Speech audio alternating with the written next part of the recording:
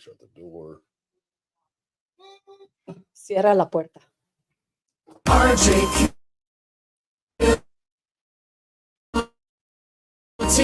Plumbing needs comfort to you. Dealing realty. Call RJ Kielty. They'll get your system turned down. And if fixing a leak is what you seek, RJ Kielty service is the best around. RJ Kielty Plumbing, heating, cooling. Over 50 years of bringing comfort to you.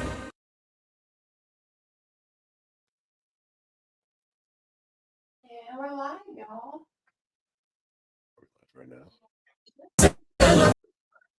All right, guys. It's our second podcast, Kielty's Corner. We have somebody super special here, Marcia with Lighthouse HR. Welcome, And she Miss does. Marcia. Thank you. Hey. And she does so much more, obviously. And we're going to talk about that. What's super special is I've really got to know Marcia through the hub, but also she instructs everybody and helps us with our leadership program. So we're on month 3 now. Our first 2 months, we kind of talked about core of our business, our core beliefs. And then today, which is really cool, we were talking about interviewing kind of questions, stuff to ask, but we'll get to that. But first, Marcia, introduce yourself. Tell us a little bit about your company. Thank you. Thanks, guys. Thank you so much for having me. My name is Marcia, and I own Lighthouse HR. It's a small business dedicated to small businesses, help you guys sleep better at night, help you with your processes, with your procedures, with everything that has to do with the life cycle of your employees. And this business is a COVID baby. So, Yep. you know, started in 2020, and Reagan has seen all of it, you know, from the logo to the name to everything. So I got to see the birth. It was Yeah. really cool. I remember having conversations with you in the very beginning. What do you think about this, or how about this logo, or what direction should we go first, or what packages do? It's cool to see the birth of a business from where you were to where you are now, and the influence and the impact you've had on so many businesses in such a short time. so amazing. Like, what's amazing is, like, I remember having the conversation in one of our Zoom meetings going, how do I even sell HR? You know, like, how do you even do that? It's Mhm. boring. You know, everybody in that meeting had like their specific things that they were, you know, so good at. And I'm like, HR. And this guy's like, tell stories, you Yeah. know, do a video, tell stories. I'm like, I have a ton of stories. You actually have, to me, and I want your opinion on it too, Tanner, and obviously Carol, but it's not boring. It's very No, interesting. no. There's so many Correct. different aspects to HR, and it's not just the shame on you sexual harassment stuff. Like they're No. just and then so many people come to you because you have so much knowledge, but like you're able to lead people down different paths even within their business. So even if they're not comfortable in their business, you're like, well, maybe that's not for you, and then you can direct them towards something else because you have so many different genres of businesses that you work with. Sure. And it's like, perspective is so important, because like that is a perfect example. Like, you are for so long, 25 years doing HR, right? You're for so long in this enclosed place or Mm. industry or area. And until you remove yourself from it and look at it from the outside, you don't realize that, yeah, it is fun. Yeah, it is interesting. Yes, there's all these things that, we can talk about. And I was for so long in corporate America. And then I get out and I'm talking to small businesses that are like, oh, wow, like that happens. You're supposed to do this. You're supposed to do that. And then you're able to see your own position from an outside point of view. So it was a complete shift of perspective. It was great. It was really great. And what's really cool too, Tanner, is that I watched the glow up of Marcia, right? Like look at this, folks. And you can see her boots. You can. Right. Whoa, easy. This is G rated. But no, just to watch the transformation, because you're in that corporate stagnant, if you will, world where it's Yep. like, and then you have to act as if, and you have to have a certain personality, you have to have you have to present yourself a certain way. And Marcia, got in the gym, and she's she's showing up to all these meetings and she's learning public speaking, and that's a big part of business. And you've evolved as a business owner as well during that time. So all the knowledge you have, you were also willing to say, okay, I also need to learn more and, and Yeah. treat And myself let me better. tell you what's important that you guys like the whole, the hub has brought, the hub pro has brought like the it's so important to surround yourself Mm. with people that are that are aligned with you in your goals, in objectives, people that are we talked about it in our training this morning, people that are positive, that are not, dragging with attitude because Mm. it all of that does drag you down and you don't realize that It affects you until for it sure. does affect you for sure.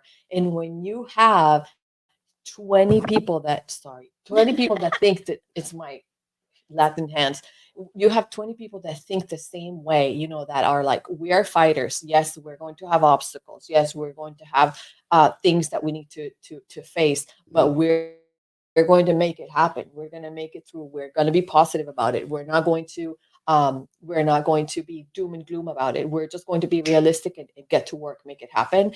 It's so much easier for you to do your thing. You're not alone.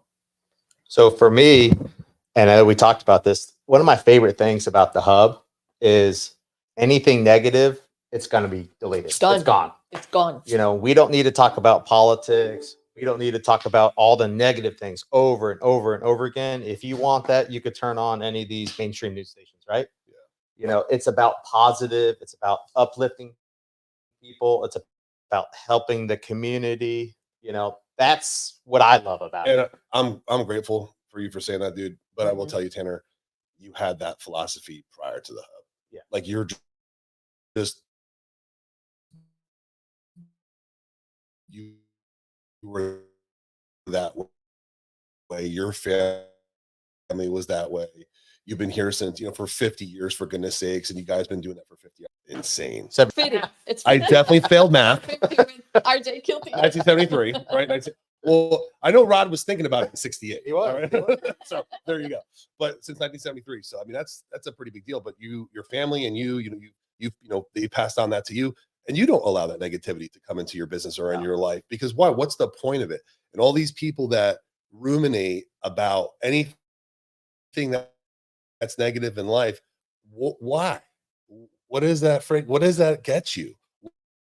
Why would you want to attach yourself to something where, oh god, the gas prices are high? And no matter what, it's who you are through that process that people will recognize. And during recession times and during down times and during all that stuff, people remember who you are. Yeah. And then it will determine if they want to work with you for the future. So What do you go ahead? So we talked about, to parlay, we talked about interview questions today. Ooh. And Marcia asked, what does pretty much everybody look for? And you could see kind of across the room, we had managers there, supervisors there, prospective coming up leaders in our company.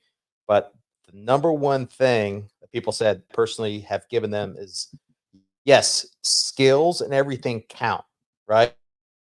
That counts. Right. But you can't teach that. You can't teach somebody to have a positive attitude. You could try, Yeah, it's tough. but it's tough. You know what I mean? Yeah. But you could change people's mindset, but you could learn the skills of the trade. We have very extensive training. We have VR training, all this stuff. I could teach you that, but you got to have the right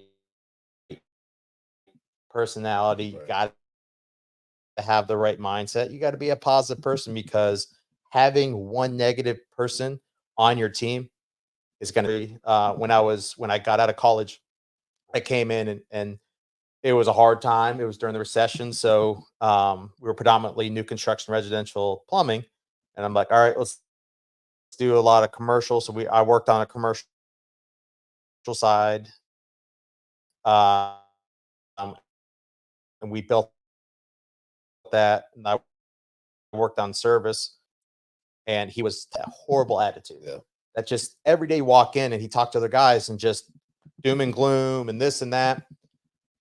And being fresh out of college and everything like that, I'm like, well, this is still our top guy or whatever. I need to, I talk to him.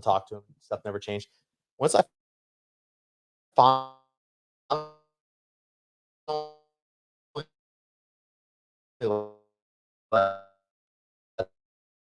that person go, I got so much lift Yeah.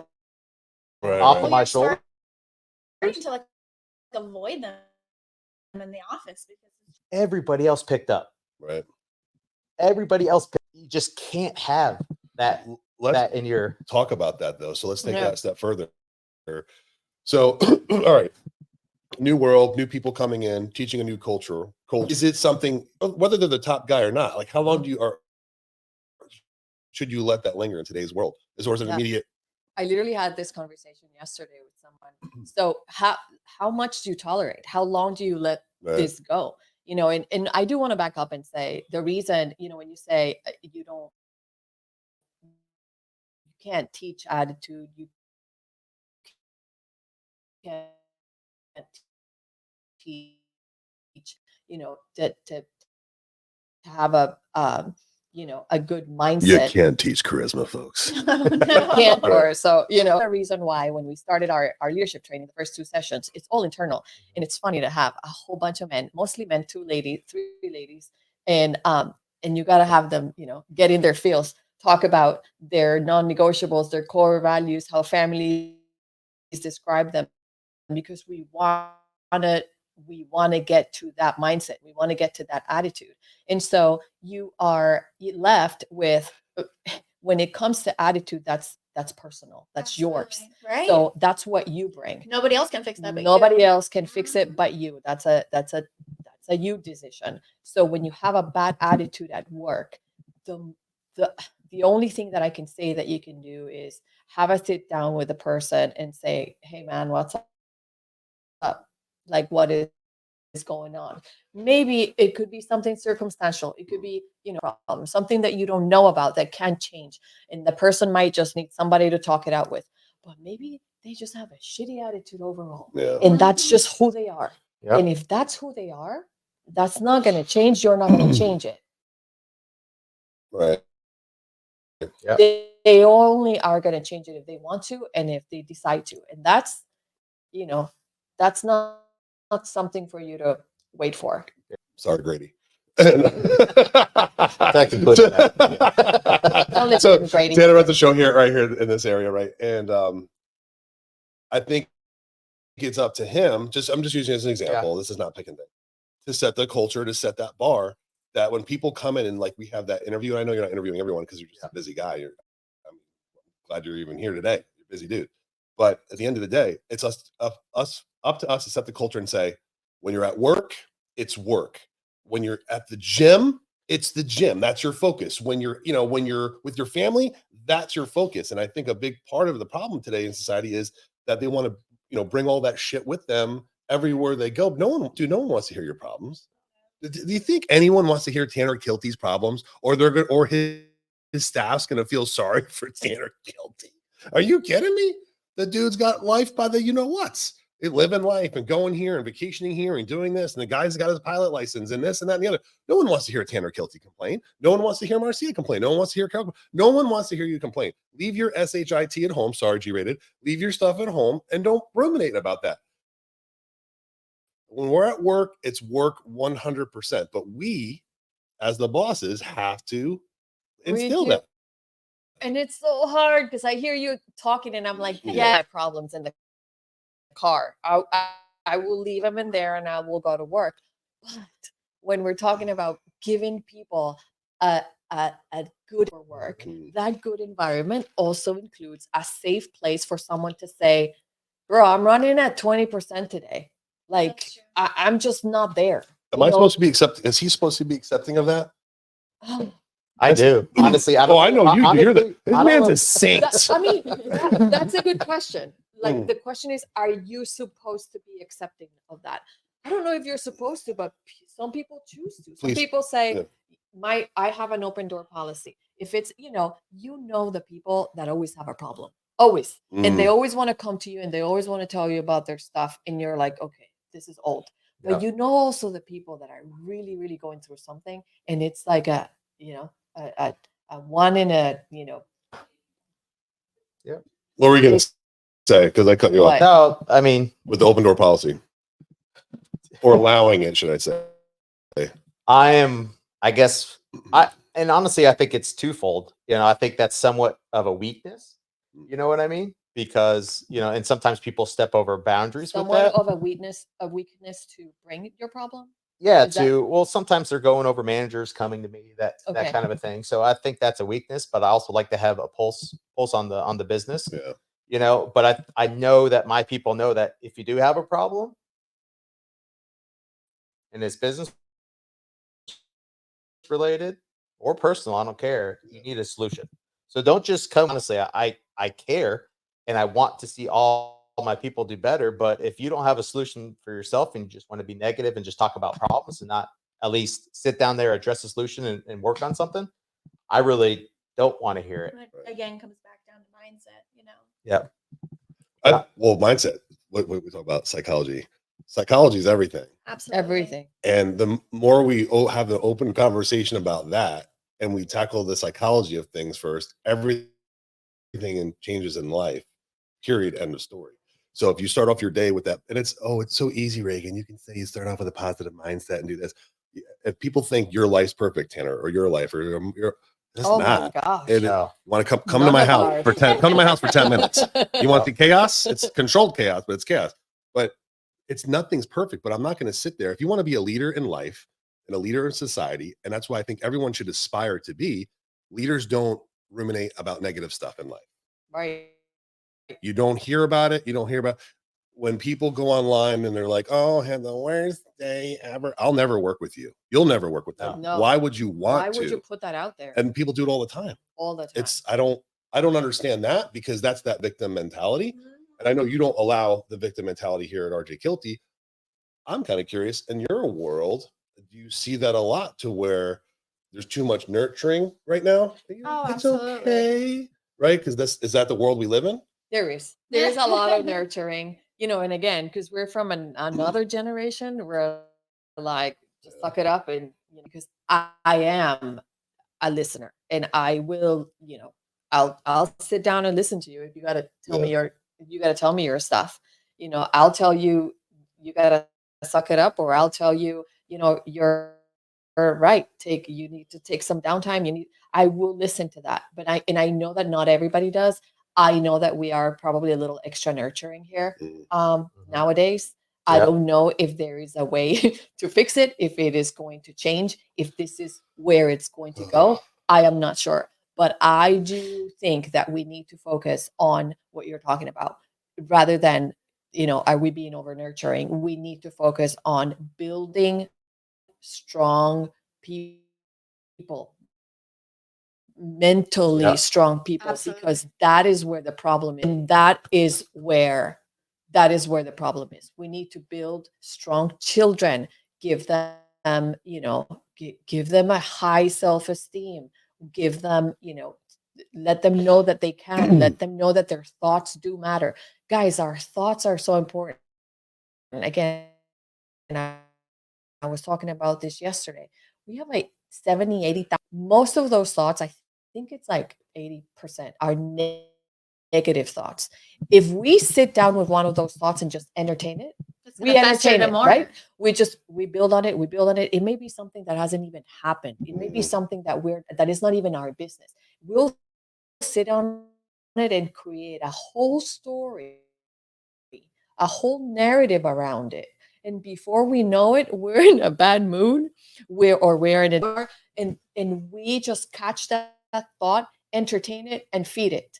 Correct. So if you're able to catch that thought, recognize it, know Turn it around. where did this come from? Why am I thinking this way? How do I reframe it? And then you train yourself to change those thoughts for emotional maturity, like that. And it's an exercise like going to the gym. You know how you post every day, you're like, I hate this place. I hate it. I hate it. I hate being here, but here I am. I'm Yeah. showing up. When you don't want to show up is when you show up. That is the same way that we have to train our mind. It is work. It has to be Have to done. be disciplined mentally. Yeah. Yeah, and I love what you said. And I don't want to get too far off HR, but like with my kids, and I know me personally, my dad bred me for this. He actually bred me for this. He put me in stressful situations when I was younger. Yeah. Whether it be like, okay, Tanner, I know you're 10 years old. Dock the boat. You know, hey Tanner, I know you're 10 years old. Fly this airplane. Talk to ATC. That's awesome. You know what I mean? He wouldn't let me quit. If I start something, I have to finish it. Yeah. He helped create my character. I tried to quit football when I was in 7th grade because it was too hard. In 8th grade, I was the captain of the football team. Yeah. 1 year. My dad said, you're starting something, you're going to finish it. Yeah. You know what I mean? So my dad bred me for that, you know, and like anybody, I've gone up and down. There's been years where I'm just like so much stress that you're like, is this all worth it? You know what I mean? Yeah. And then you hit that next level and that stuff doesn't matter. You work on, you know, me like creating policies and procedures and to be that, learn to be more assertive, Yeah. you know, that kind of stuff, you know, because I have a little bit OCD. So, you know, some stuff I have to kind of look away, you know, and I want everything to be perfect and organized and everything like that, you know, but my dad literally bred me for this. And I think there's a lot of, as we become parents, we want better for your kids. And I think that's sometimes is you are teaching your kids differently than your parents, which in my opinion is doing them a disservice because again, that doesn't give your kids mental strength. God bless you, bro. First of all, every time you bring your dad, I almost cry. Second of all, I have to hold it back in because I see it. Like I'm here and I see it and I pay attention to it. You have legacy that you watch.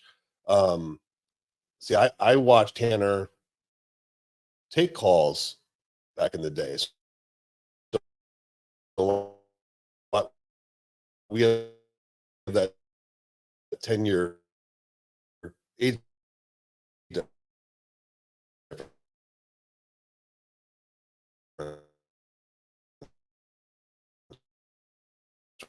right? So I was working for D.R. Horton back in the day, world's largest builder.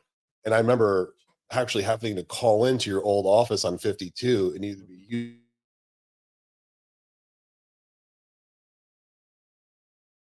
and him go through the steps, which is, but that's still the weight on you, bro, that you have to maintain this and you're only in your 30s. Yeah. Oh my Got gosh. years to go. Yeah. Right. So when leadership program at Florida State, and I forget the number, but it's like 70 or 90% of family businesses die the second generation. Yeah. Oh, And that just resonated with me. You know what I mean? I'm like, I'm not going to do that. You know, and I'm going to level it up. I mean, there's so much people that, you know, get fat and happy and just think. He said that, by the way. I know that's me. I'm working on I've been working on that. We'll talk about that in seconds. But yeah, I don't know how you know, people just get complacent, I guess you could say. Yeah. And just think, you know, and that's how companies die. And I think it's their parents that didn't do their job, in my opinion. Ooh. You know? Because In my you know the meeting we just had. Yeah. And the legacy of that gentleman that said, ooh. Yeah. Yeah. same. And it's the truth. At the end of the day, your dad, like you said, son, you're 10, you're gonna dock the boat, you're gonna fly the plane, you're gonna do this, you're gonna do that. I know you're gonna do the same thing with your kids, probably if not even more, because let's be real, you grew up, you had a good life. Your life that you're providing for your children is tenfold what your parents even provided for you, right? like agree. your dad was in the growth state, right? And all those things. And you were just learning, like getting nice things in life and growing up with that. Well, now you have way more than that, but you're going to teach your kids, like, this is how you earn these things. Do you guys, do you know? Because like, do you think, I feel like I am softer on my kids than my parents were on me. Now, yeah. Mm. Now, you do want to teach them. I know I teach mine work ethic, and I teach mine, you have to work for what you want. You know, I'll give you what you need, but what you want, you're going to work for it. And but still, I know that I take, I would be taking 2 buses to go to the dentist when I was 12 years old. I'll never do that to my kid. Like In I'll Costa ta- Rica? Yes. Well, I'll- we're not in Costa Rica. We Uber our kids to the dentist. I'm sorry. Honestly, Well, I'm gonna I'm fight. the I'm gonna Uber. fight that fight though, Yeah. Yeah. because same thing. My parents, now they're grandparents. Now they want Yeah. Of better course. for, so Yeah. they're trying to Yeah. spoil them. Same thing with my mother-in-law, father-in-law. They want to try to spoil them, and I try to pull it back as much as I can, because to me, the only thing that matters in my life is that my kids are successful. Yeah. Really, the rest doesn't matter to me. Any of this stuff really doesn't matter to me, as long as in the end game my kids are successful. What is successful to you? Let's talk about that. Ooh, Ooh, let's talk about, get the sound effects. what does success mean to you? So How would you say your kids my kids' success. are successful? So a peace in life. Mm. Have that hard, being able to work hard and see the fruits of what they're doing. Not to have stuff handed to them, for them to actually physically be able to come up from nothing. I think that means, and it's just so hard, when they have these outside people, trying to, tell them, hey, you're spoiled, or you're this or that. I won most spoiled At River Ridge. at River Ridge. I'm like, Oh my God. Oh, go Knights. I know. And I'm like, and that kind of hit me hard, because I'm like, Yeah. I That's not a ton. I work every Right. summer. I'm digging ditches, doing Right. stuff like that. I am blessed. Right. I will never say that. But my dad taught, and my mom taught us the hard way. Like, you're gonna have to earn it. And I just want, to me, having that, let them have they need to have, obviously, a good life and peace. But they have to be able to give what I'm giving to them to their kids. The problem is, Tanner, is that even for your kids, my kids, they're never not going to come from nothing, because we Yeah. decided to give our children a better life, right? All of us. Yeah. And Carol, one day you'll be there. Just take your time. Trust me. Yeah. Take your time. True. Take it. But I will tell you that it's a baseline of stress for them too. Like, how the hell am I going to maintain that? And let me tell you why, because we have that difference in age gap of children.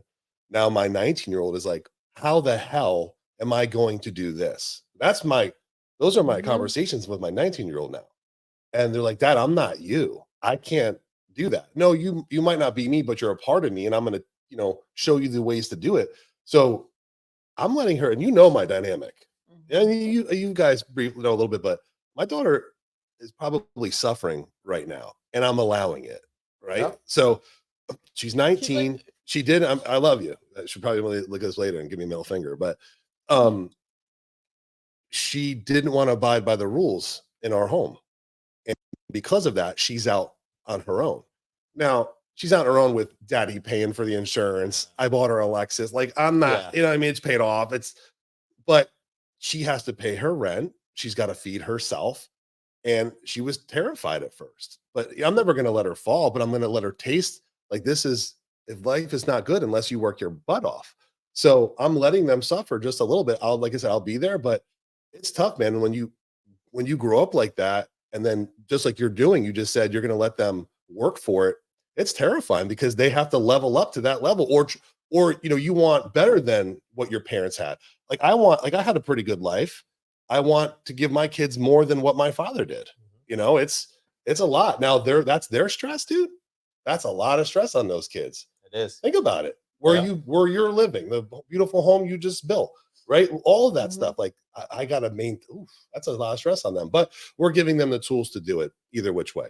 Bottom line is we're building leaders, but we're going to have to let them suffer a little bit, I think. They have to learn the work That's how you learn. ethic, you Yeah. know. If they don't have work ethic or in general, I mean, that's why you see such a big gap in our society now, is because so many people don't want to get up and work hard for anything. They want it to be handed to them. And that's just not how real life works. How rare is that kid Yeah. right there? Yeah. Very, Yeah. your generation, Well, very rare. To I come am from like you. your daughter. I didn't want to follow my dad's rules, so I moved out at 18. And I've been doing it on my own ever since. Yeah. So, and then along the way, now I'm 24, And not I that many think years in that's- between, but you learn and you're Yeah. like, okay, 7 a.m. And Gotta that's go. so you know? important. I think whatever, like your kids are young, you have no kids. Your kids are older, so are mine. Whatever, I feel like whatever you teach your children, Mm. before the age of 14, that this is just my appreciation, that's what they have. That's what they get. That's the Because moral values carried. That, with them. right. If you're Absolutely. teaching them work ethic, if you're teaching them, Mm. the value of money, if you're teaching them the value of work, taking pride in themselves, the pride of ownership, like all that stuff, that's what they see. They will see that from you first, and then whatever it is that you're teaching them, because there will be a point. I know I have a 19-year-old. I love you, who is like you and like Maddie, they want to fly. And there is a point, like Gary Vee says, there's a point where you can't tell your kids what to do anymore. Mm. They are their own independent people. You think they're children. They are. We see them as children. We always will. But they can make decisions now, and they have to go suffer. They have to go do things their own way. They have to go figure things out. Whatever you gave them in those core years, Yeah. that's what they have. That's what they have. And you're going to have to trust that what you gave them was good. And they'll figure it out. We They hope we will. equip them. So we have a comment here from Mr. Adam Miles. Adam Miles says, not every child wants to follow in their parents' footsteps. Mhm. I agree. What drew you towards taking on the family legacy and grow your parents, grow what your parents have started? That's your question to you. Okay. So for That's a good me, Good question, Adam. Mhm. yeah, great question. I love business, honestly. I don't necessarily have to love plumbing. I have to love air conditioning. I love business. Yeah. My whole life, I love business and I love, if I wasn't doing what I'm doing now, it'd be more of like I'd be a financial advisor or something like that. Cause I love saving money and stuff like that. But I've just always loved business. I've always loved growing stuff. I actually really have always loved marketing, and there was And a you're point, good at it. yeah. Well, there was a point where I couldn't market here for 5-6 years because we were so busy we couldn't find enough people to do the work. But I just love business. I love growing stuff. I love that feeling of accomplishment. I love being able to take the business to that next level. I'm weird. I actually like. I don't actually like doing the accounting, but I love dissecting. I don't think anyone likes accounting. Do you but- remember seeing your dad doing this? Do you remember like watching him going, oh, I like what he's doing? Yep. Is that? Can I take that question a step further? So Yep. keep that in your head. Do you have instances or memories of your father at home sitting in his office or the dining room table or kitchen table, like stressed out, or like or no, he was already on a different path by the time you could remember that? So I could tell when my dad was stressed. My dad's the kind of person too. If you lose a customer, like if the worst thing growing up, you could tell is when he lost like a builder or something like that, because that would he's a competitive person as well. Right. So he doesn't like to lose a customer. But my dad was very, very, very good at not showing his emotions on stuff like that. He did not want to take his feelings out on us. Put him on you. Yeah. And he did a very good job. He left work at work. And I kind of learned that too, because, once I started kind of getting the business, I was actually living at my parents' house until I found a short sale actually that I purchased in 2009. But I would just drill him after work. I'm drilling him with questions because I'm just trying to suck it off. He's like, work's done. You know what I mean? We'll talk about it at the office. And to learn to create that separation, I think is good for your mental health. Yeah, you're just working 24/7, and then your mental health and the work life balance. There's no separation. Yeah. How do you feel you're doing now? Well, your kids are peanuts still. Yeah. So I will tell you, that's my failure as a parent, and it kills me. So I'm just glad I have a generational, between 19 and 12-year-old, my youngest. So I've learned to be a better parent with my middle and my youngest. My oldest poor kid, she got the young Reagan, you know Yep. what I mean, the young version. But I've learned to parent, a lot differently. So that was my failure. So I'm just saying to you, like, how do you do that now? Is that a pure separation when you're home?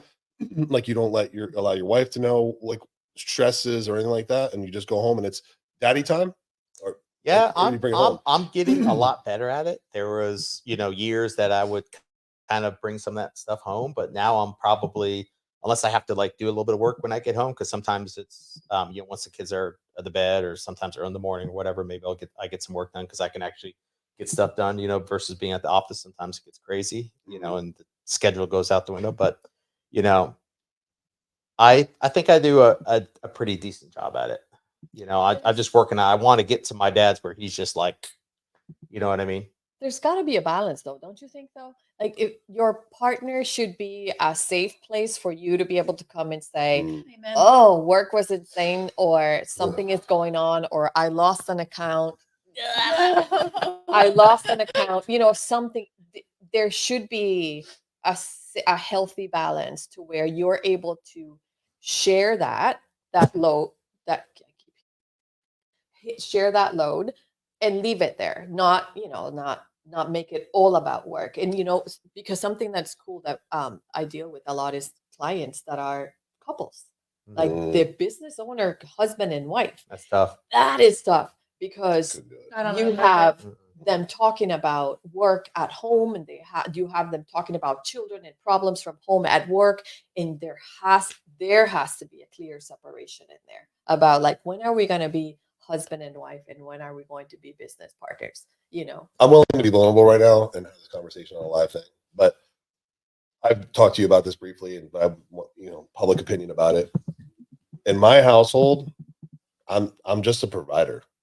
Like, my kids probably couldn't care less about what dad does for a living.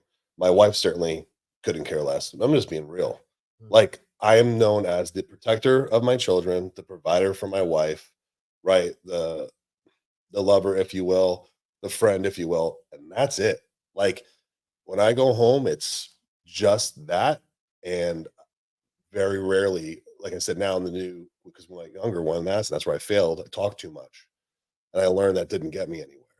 And at the end of the day, they just need to know that they're solid at home and the foundation is good, and dad's providing, and that's it.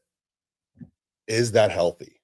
Where I don't have that kind of I think discussion. that's a person. That's a great question, and I think that's a personal, To you, like, a personal question, a Per- personal decision. Also, I don't know if you guys follow or listen to Esther Perel. She is a marriage counselor, sex therapist. Like, Mm. she talks about how we have all the roles of that people should fulfill in our lives in one person, that we dump them in one person. If you're my husband, Mm. you're supposed to be my lover, my confidant, you're supposed to be my protector, my provider, you're supposed to be like all of these things, right? My best friend, all of that. And that's sometimes unrealistic. Right. And so Absolutely it is. if you can't put that much responsibility on one person. So to answer your question directly, if it works for you to where you have someone else, a guy friend, a Mhm. girlfriend, someone else to share those things that you don't have, and you can do them in a healthy way that Mhm. is not going to, that that is going to be done in a healthy way, and it works for you, then yeah. If you feel like something is missing, then you have to address that too. Right. Some people are fine saying, listen, my husband doesn't even, if I tell him something about my work, he'll forget 3 seconds later. So I don't Right. even tell him about it. I have someone else to talk to about, and that's fine. And you're okay with it. Right. I feel like know? you have your groups, like, we have our hub, and those are our business people, and those are the people that we collaborate and talk with and gain advice from. Yeah. And then sometimes what you're saying, when we go home, like, we just want to be home, like, Yeah. at our safe place, like our our piece. So I don't love you guys, but I don't want to talk about marketing when I go home and I'm watching Right. TV or if I'm cooking dinner, you know. That's why she doesn't answer the messages. I'm just joking. Good job. Sorry, decorating for Christmas. But I think we have our people and we have certain relationships and Right. friendships for different reasons. You know, I think everybody we surround ourselves with is hopefully good people, you know, but the people that we want to be associated with, and that's why we have different groups for different parts and aspects of our lives. Yeah. You know? I think Wait, you wait, wait. should. I think it's healthy to have different people that fulfill different, needs in you. And it should be healthy, That's Right. my Like I opinion. heard this one time, and this is kind of on topic, but off topic. It's like every single friend that you have, like your friends, like the ones you want to go hang out with, go watch football games with, whatever, take your kids out with, and have your friends play. All of your friends are a different friend to you than the next person. You know, all of your Yes. relationships serve a different person or a purpose, or they're a different friendship for a different reason. You know, like my one best friend Maddie, like she's so silly, and we sit there and giggle and laugh, but I can't do that with Reagan. I mean, I can, but Yeah. Yeah. it's true. he's my business friend, you know, my mentor, like Tanner, like people I want to learn and gain as much information from as possible. You know, can't do that from Madison Lake. I love her, Right. but she's my giggly girl. Yeah. You know? Yeah. So Yeah. Tanner, It's can we be true. the Giggly Girls? yeah. We'll start a salon in here next. Oh, But that's It's you know, true. so we It's have true. different relationships for different Yeah. reasons. So I feel so. This is for some reason when you say the 1%ers, they're like there's this like stigma, like It's a negative thing. right, which is, and I don't even mean monetarily. Yep. There's a 1%er thought process, and sometimes I find myself very lonely. And I'm not. That's not a beat on my chest or whatever. And I'm not some multi-gazillionaire. I've made some good decisions in life, and some bad ones. But at the end of the day, like I need to be around those 1%er mindset. And the other day, I found myself. This is yesterday. I found myself very lonely yesterday. So you want to talk about like a negative thought process? And I'm like, I really don't want to call this person with this issue I'm having. I can't call that person. I'm not going to bring it to my wife. And I was sitting there ruminating. I'm a little sad. You didn't Haven't- call me. I didn't want to bother you. With Oh it. my God. Yeah. So like, remember, I was told, but I wrote I did a little post thing Yeah. about I was having breakfast. Yeah. God, man, it hit me so hard, Tanner, bro. Like I was like, the people and the thought process of how many people just ruminate or think about their memories back in their life, and these are older generation guys, but the only thing they're talking about in that little circle is literally like the memories they had between probably 25 to 30, and then that's all they got. And I'm like, oh God, that is terrifying. But it's terrifying to me that that's the majority of society. And to me, I'm not going to have that thought process because of all the things I want to accomplish, all the things we all in this room, which I consider as 1% mindsetters, that we want to accomplish in life. And then you look around, you're like, we're really that lonely. But then even with the 1% mindsetters, I couldn't bother you yesterday. I don't want to bother. Tanner's got shit going on. I don't want to bother people. So it's you know what I mean? I know you would, but you know what I mean? At the same time, it's like, I can't, me out of all people who preaches leadership and preaches, the culture. And I talked about Tyler Harvey with this yesterday. It's kind of funny, the word cult and culture. And I'm not going to go into the whole Andy Elliott thing right now, but we will talk about it in the future. It was really fantastic. I was out there 2 weeks ago, week and a half ago, and he wrote culture on this board. And then, we all know how to spell culture. Then he boxed out cult. And I was like, I was like, oh my God, where am I? we're already a cult. Everyone said we're in a cult, but it's a culture of a positive mindset. Absolutely. And that's where we're at in life. And then people are like, oh, you guys are in your cult. You know what? Damn right. We're in our cult of positive mindset. And trying to be a better person. 100% better person. Give back to the community and do these things. That's who we are. And everyone's like, with our cult then? It's true though. But Tanner, I think people don't realize some of them, they think it's for gain, or they think it's for notoriety. But the truth is, it's for me, I don't want to be on my deathbed with regret. 100%. It scares the shit out of me, dude. I'm terrified. I don't want that regret. Like, was it enough? So I was sitting there all day yesterday. I was like, at the end of the day, I was like, I'm so worn out. No one loved me because I know I didn't bring it up to anybody. Anyway, You self-soothe though. That's good. Obviously, if you didn't call anybody, you self-soothe. I need the blankie and the tag. He No made more a- breakfast by yourself. he made a post, and then he makes this post and right away brings back, I made a post yeah. myself, brings back this memory that I have from 2016, and I was in probably the lowest point in my life. And It's before you met me and Tanner and Karen. yes, So- before I met you all, Yeah. and I was having breakfast, and I saw this lonely older gentleman, and he was eating by himself. I saw the whole thing. He walked in, he sat down. He was a veteran. He sat down. He said, "I'm hungry," and then the ladies were so nice. They were like, "Well, you're in the right place," And he was fixing his fork and his spoon, and he was just putting everything in order. And I'm just watching him, and I was overcome with what he talks about all the time, that I make fun of him. Like I was like, is he happy? Did he live a good life? Is he lonely? I wonder if he's married. I wonder if he lost his wife, if he misses her, if he has children, if they call him. Like I'm thinking all these things, going like, here we are at the autumn of our lives. I can say I'm in the autumn of my life now. It's like 25, 30 years. That's what I got.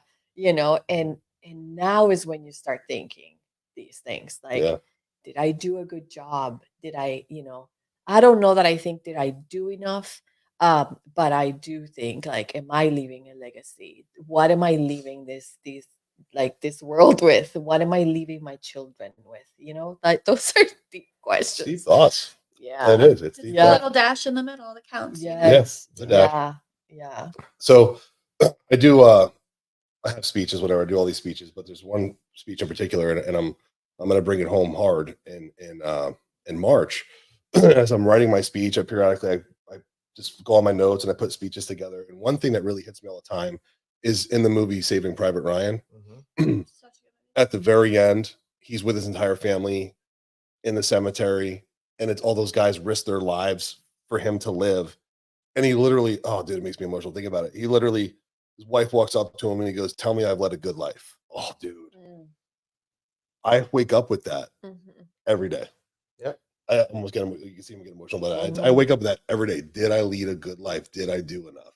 And that's how I think every day. So when people are like, "What's wrong with that dude? Why does he have a disconnect? Why doesn't he shut up? Why does he always talk about marketing? Why does he always talk about business?" Because I just can't leave that question at the end. It's the most terrifying thought in my life. It's true. It's It's Yeah. true. I live my life like that.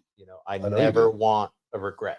You know what I mean? I want to touch as much people, whether it's in the community, but mostly my employees and my team. I want them to have the same opportunity, Right. or at least be able to give their children that same opportunity that I had. To me, that's And you're very fulfilling. intentional about that. And I have seen is. that. I've seen that now, like this is our third month together. Like, and I see that, like, you have that consistency about you.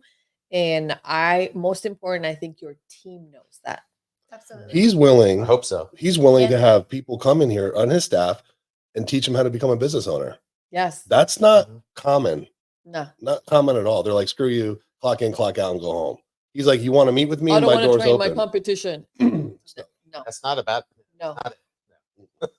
no, If you have that mentality, you're not gonna be in that position. it's not a mentality of abundance. No.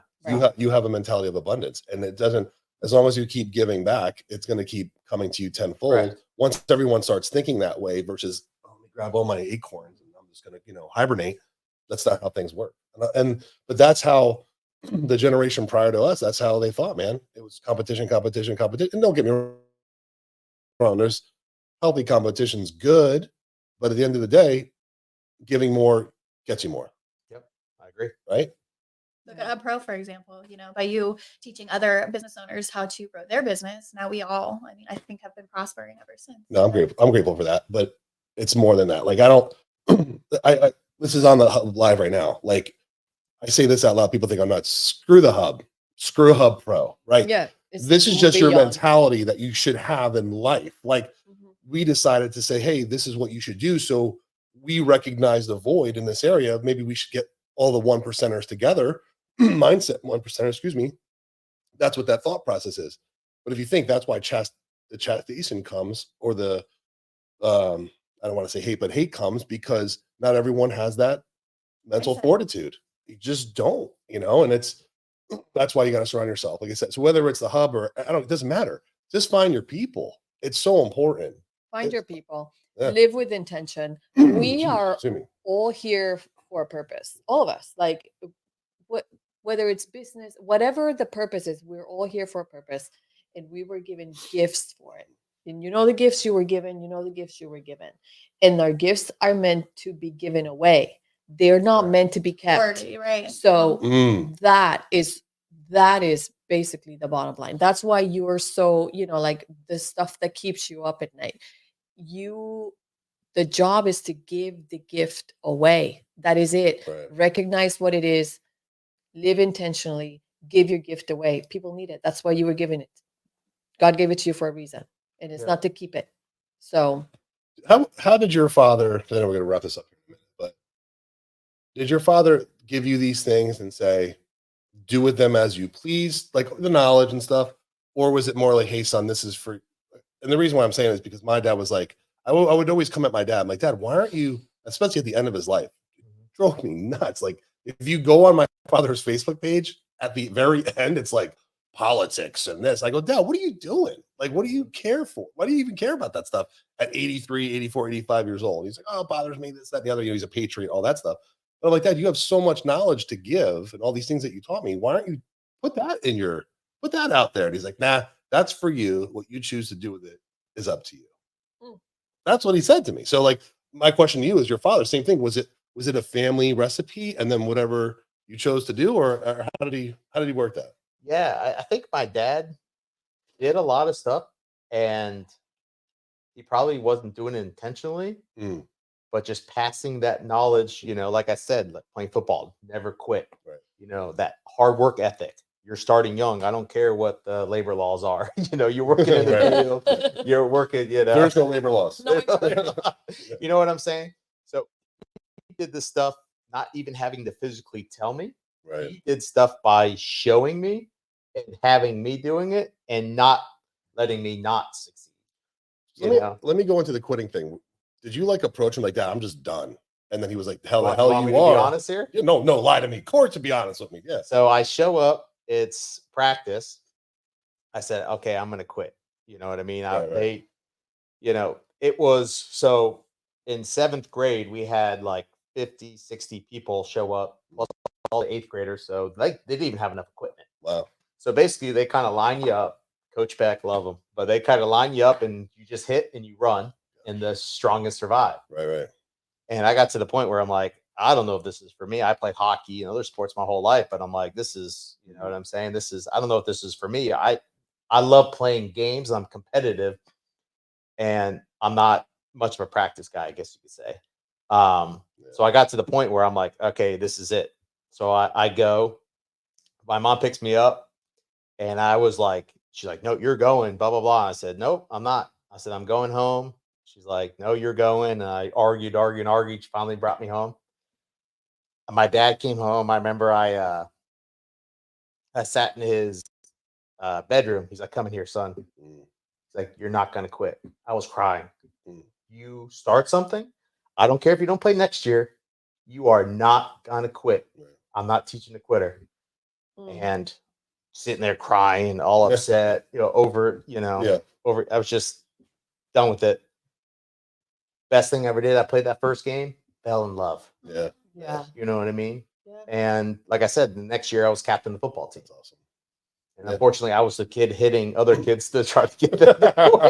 Yeah, that growth spurt. You hit that growth spurt. Just over. I was this. Honestly, I was this big in 8th grade. Yeah. I was.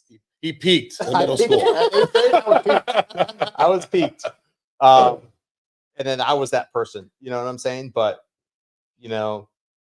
those little parts. I mean, if I would have quit, I could have totally changed my whole life. Totally. That one we talk about all the time, right? The one infinitesimal decision of your life can change your whole trajectory of life. Moment. It's true. Yeah. Who knows when it is? But we actually make them every day. Yeah. Whether to go left or right or this or that, right? That's why it's so important to live intentionally. You know? Carol, taking risks in life. Do I start a business? Do I go it's risks, man. It's all Yeah. about risk and making the right decision. I get it, dude. My dad in the backyard, dude. We come home, and I was a football guy, but like I loved baseball, and that was our family was baseball, right? So and my brother was always friggin' better than me, so I had to compete with that all the time because he threw the 90-mile-an-hour fastball in 8th grade and all that stuff, and I would go in the backyard and we throw, and I could not. And we had 6 years difference, but I could not reach that level, and I would get so mad. I'd take my Mizuno gray mitt that I still have, and throw it on the ground like I'm done, and my dad would just look at me. Fine, be a quitter. Go ahead, go inside, be a quitter for the rest of your life. That was it, and then I would go inside and, kick something, to kick the couch, whatever the hell I did, And come back middle out. school. And I'd come back out and I'd throw the heat as much as I could because The I thought just, of being a quitter was right. worse. Oh, it was horrible. Yeah. You never really had to say much. You're like, go ahead, be a quitter. Go ahead. You'll be it your whole life. You're And I'm so like, mother, and come back. But that made me who I am today, where I still have that mind and that thought process. So anyway, listen, I love these conversations. I know these are great. Yeah. We said we were going to We do this forever. I know we could speak for hours. And the thing is, like we said, we're going to get deep today. I think we got deep, but we could even go deeper. I think Oh, yeah. I think we might have maybe monthly sessions with Marcia. Ooh. I'm just saying, right? I like it. Maybe Yeah, like an let's do it. extra podcast where you come on, or even better, Tanner, to spitball in here.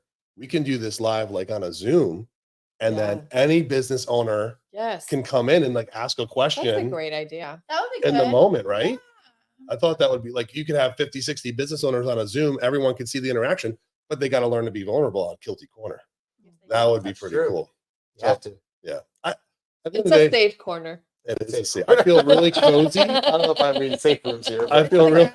Yeah, it's the grass wall, and it came out very well. I want to say this came out really great, Great. and this is the second one, and we're having a little bit of technical difficulties. We Yeah. got to figure out this stuff. But at the end of the day, it's more of just what we can bring and the value that we can bring to you, and that's what Tanner wants to do. So I know Carol has an abundance of individuals, right? Yes, I have an entire list. that want to be on here. But if you do want to be on Kielty's Corner, just reach out to RJ Kielty's DM page or on the Facebook page and DM Carol, and we're going to get you on the list. And then we're going to talk business. So we'll talk about business, talk about life, talk about your journey.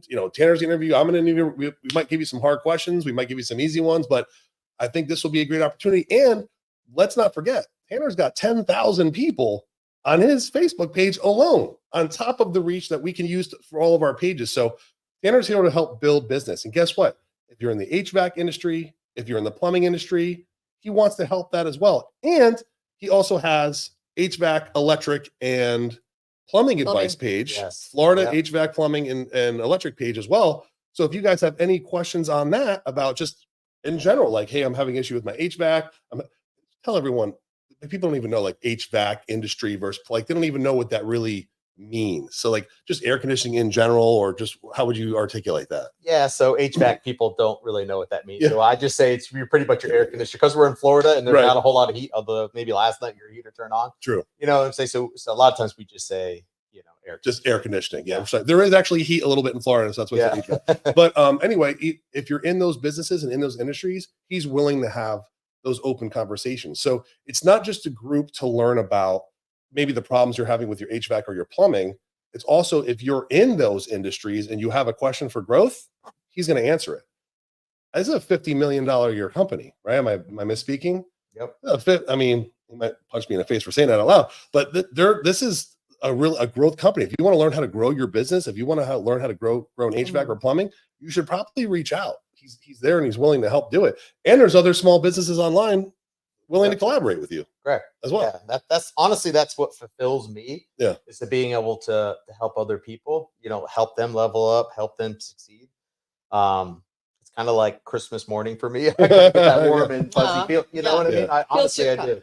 I honestly do. It's a purpose. Yep. Right. Yeah. And we have I don't know if you know this, Reagan, but we have a really good one coming in 2 weeks. We got Travis Mears with Mears Plumbing Electrical, and that's going to be Great. family owned and It's a operated. big deal. There's not a lot of us left around. These Mm. private equity groups have gone through and just acquired so Yeah. many plumbing, HVAC, electric companies. So any larger organizations have pretty much been gobbled up. So And I don't want to speak out of turn, but they've been approached Like the Kielty family could have sold out a long time ago. And I Get will approached tell, daily. right, It's like, pretty bad. and I want to tell you the importance that Rod, his wife, Tanner, Grady, all of them, they still want to employ and they still want to be a part of the community.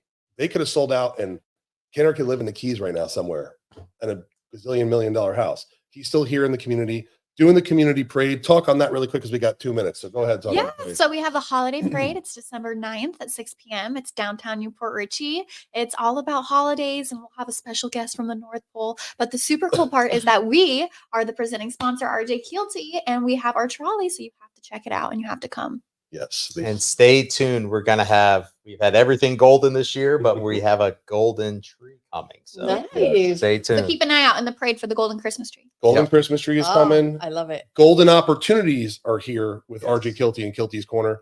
So Marcia, thank you for being here Thank you today. for having us. Thank you so guys. much. Love you. Next time you can give us stylish tips on coats and boots and wear. And Carol, thank you once again for being who you are. Tanner, I love you, Yes. brother. And we will see you soon on the next Kielty's Corner. December 14th. See ya. Bye bye. Yeah. See ya. Awesome.